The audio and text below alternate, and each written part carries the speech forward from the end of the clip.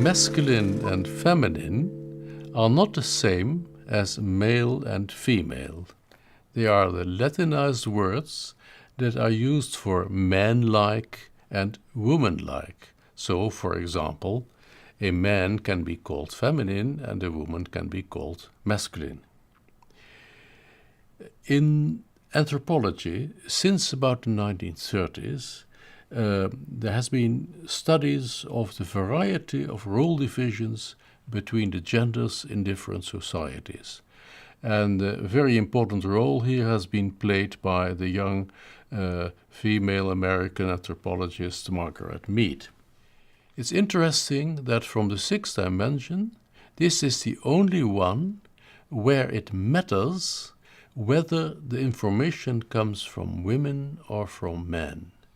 In the other dimensions, whether you collect your data from women or from men, you get the same position of the dimensions.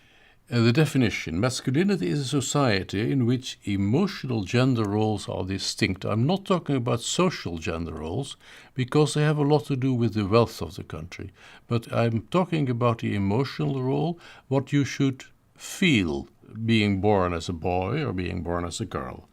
And the boys should be assertive and tough and focused on material success, and the women should be focused on the quality of life. I call society feminine if this role separation is not there, or it is weaker at least, so that especially men are also supposed at times to be modest and tender and focused on the quality of life. Now I'm opposing feminine societies to masculine societies. Most societies are somewhere in between.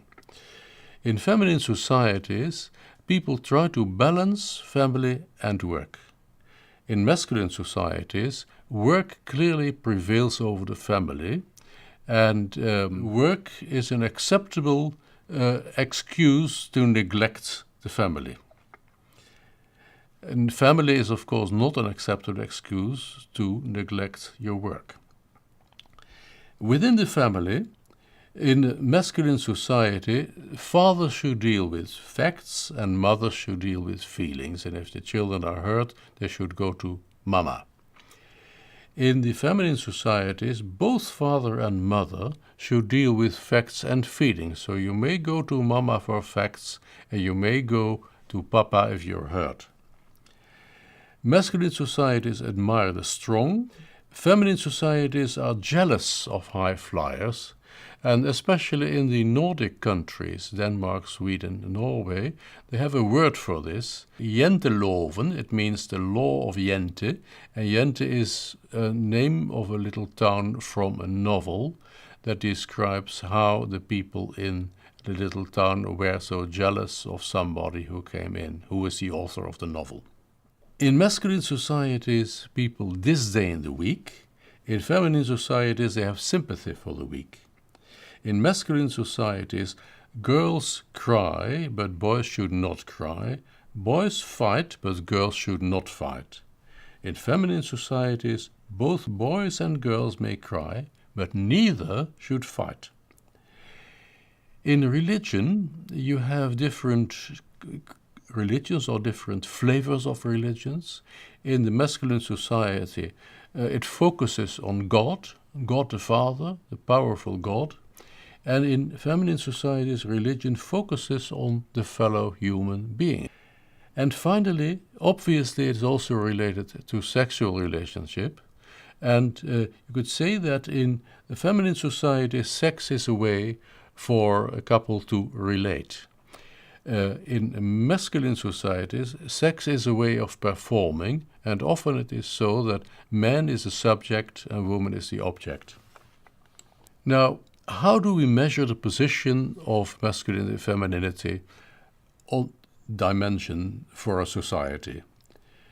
It can only be measured relative to other societies, and we measure it in a masculinity index, MAS, and the scale goes from 0 for the most feminine society to 100 for the most masculine society.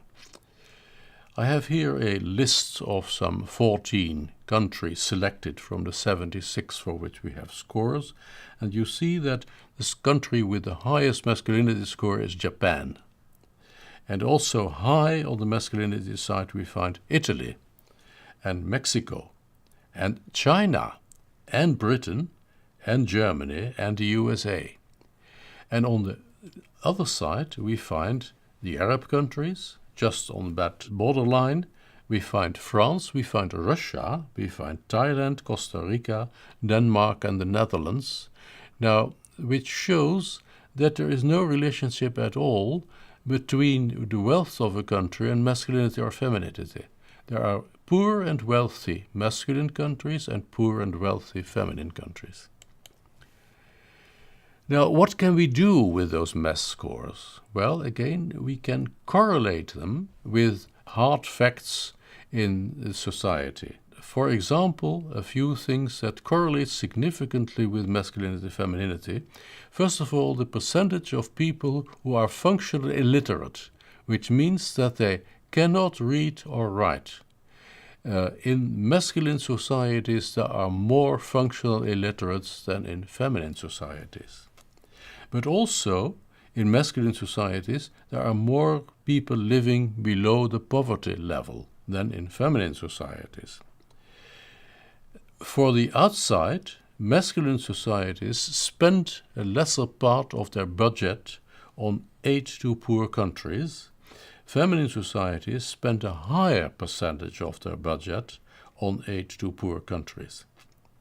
There have been surveys to see what people blame poverty on. And in masculine societies, there is a popular opinion that poverty is blamed on laziness.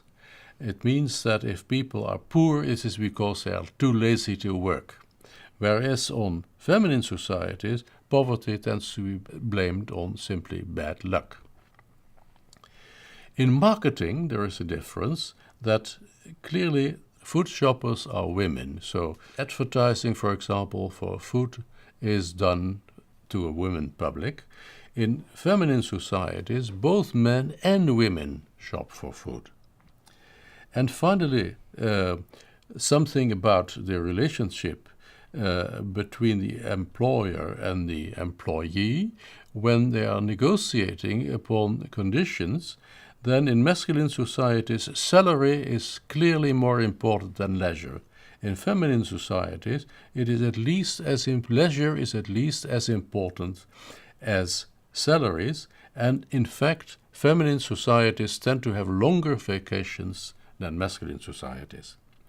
And at the last point, in the social media, it has been proven that in masculine societies, people use the social media for fact-gathering, and in feminine societies, they use it more for rapport building, for developing relationships with other users. Do masculinity scores change over time? They are transferred to the children in the family, with obviously father and mother as role models. And like for the other dimensions, the country differences expressed in the MES scores tend to be rooted in history. I have an interesting example from the 16th century, which is one author compared at that time the two maritime powers, Britain and Holland, and compared them to a couple where Britain was the man and Holland was the woman. This is still the position. Britain is a masculine country and the Netherlands are a feminine country. The database that we used for comparing the generations on power distance and individualism, collectivism, unfortunately does not allow to compare the masculinity-femininity dimensions because it is the World Values Survey, an American survey, and it does not contain in its questionnaire values related to the feminine pole of the dimension. And if you have only one pole, you cannot measure a dimension. In the USA, the word femininity is a taboo. USA is, of course, a very masculine country, And what is a taboo? A taboo is an expression of a very strong value, a value so strong that the word should even not be used. So, my conclusion is that for lack of other evidence, I consider masculinity and femininity at a societal level as stable as the other dimensions.